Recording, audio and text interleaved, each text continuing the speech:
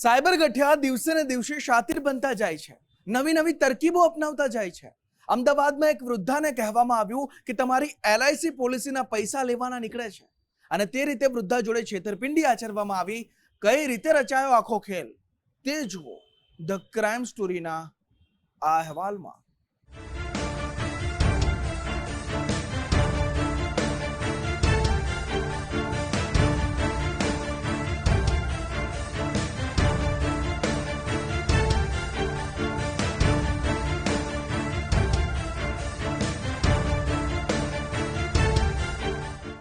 અમદાવાદના ઘાટલોડિયામાં એક વૃદ્ધ મહિલા સાથે સાયબર ગઠિયાઓએ એવી ઠગાઈ કરી કે એક બે નહીં 3 વાર મહિલા છેતરાયા। શાતિર ગઠિયાઓએ વૃદ્ધા પાસેથી 48 લાખ જેટલી મોટી રકમ પડાવી લીધી। મૂળ ઉત્તર પ્રદેશના ગાઝિયાબાદના સાયબર ગઠિયાઓની મોડસ ઓપરેન્ડી પર નજર કરીએ તો આ છેતરપિંડીનો મુખ્ય આરોપી સુમિત કુમાર રાધેશ્યામ કોલી અને આશુ સંતકુમાર અગ્રવાલ છે। આ સાયબર ગઠિયાઓ અગાઉ કોલ સેન્ટરમાં કામ કરતા હોવાથી તેમની પાસે નંબરોનો રેકોર્ડ હતો। આ ટોળકી એનપીસીઆઈ અધિકારીના નામે વાત કરીને વિશ્વાસ કેળવતી હતી। ઘાટલોડિયાના વૃદ્ધાને 1 કરોડ 48 લાખ રૂપિયા મળવાપાત્ર હોવાની લાલચ આપી આ ટોળકી નાણાં મંત્રાલય અને એનપીસીઆઈ અધિકારી હોવાનો સ્વાંગ રચીને ગુનો આચરતી હતી। આ ફરિયાદીના દસ્તાવેજનો ઉપયોગ કરીને આઈસીઆઈસીઆઈ અને એચડીએફસી બેંકમાં એકાઉન્ટ ખોલાવ્યું, જે બાદ ખોટા દસ્તાવેજ થકી સિમ કાર્ડ મેળવીને બેંકમાં છેતરપિંડીની રકમ જમા કરાવતા રહ્યા।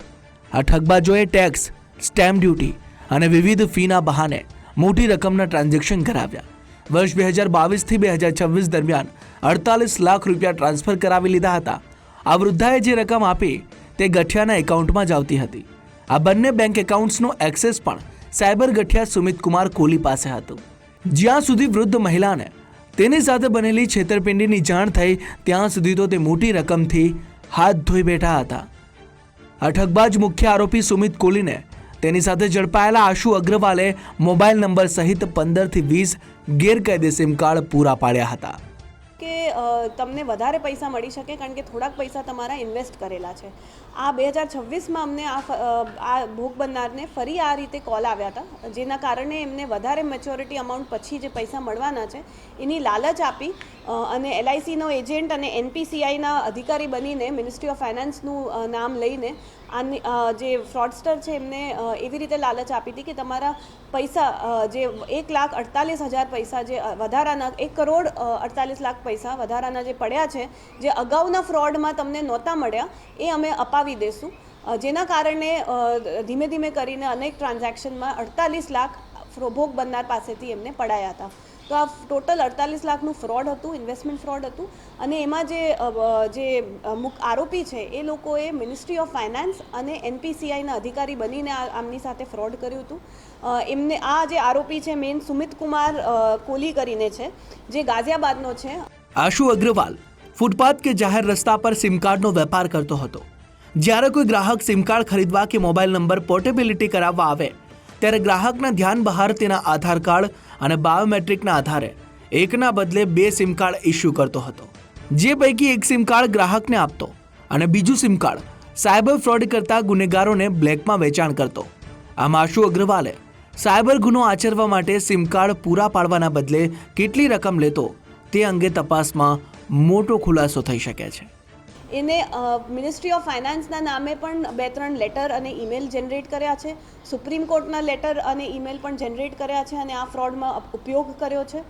અને એની સાથે આશુ અગ્રવાલ જે બીજો આરોપી છે એ પણ ગાઝિયાબાદનો છે અને એ આશુ અગ્રવાલની ભૂમિકા એટલી હતી કે એને સિમ કાર્ડ પ્રોવાઈડ કર્યો હતો।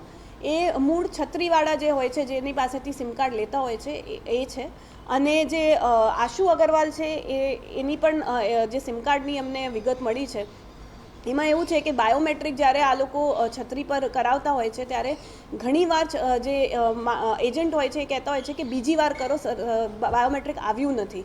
તો જે બીજી વાર કે ત્રીજી વાર કરાવે છે એ બાયોમેટ્રિક એક ડમી સિમ કાર્ડના ઉપયોગ માટે યુઝ કરતા હોય છે। એટલે એ રીતે એને આ સુમિત કુમાર કોલીને સિમ કાર્ડ પ્રોવાઈડ કર્યા હતા।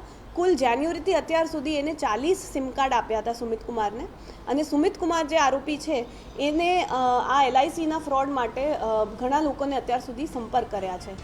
અમદાવાદ સાયબર ક્રાઇમ બ્રાન્ચે 2 આરોપીઓની ધરપકડ બાદ ગેંગના અન્ય ફરાર સાથીઓની શોધખોળ હાથ ધરી। આ સાથે જ લોકોને LIC કે અન્ય એજન્સીમાંથી લાલચ આપતા ફોન કે મેસેજ આવે તો સતર્કતાપૂર્વક ડીલ કરવાનો આગ્રહ કર્યો છે.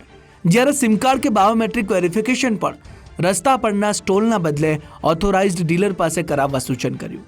આ સામાન્ય સાવચેતી રાખીને કોઈ પણ વ્યક્તિ સાયબર ફ્રોડને લગતા ગુનાથી બચી શકે છે. અર્પિત દરજી, ગુજરાત ફર્સ્ટ, અમદાવાદ.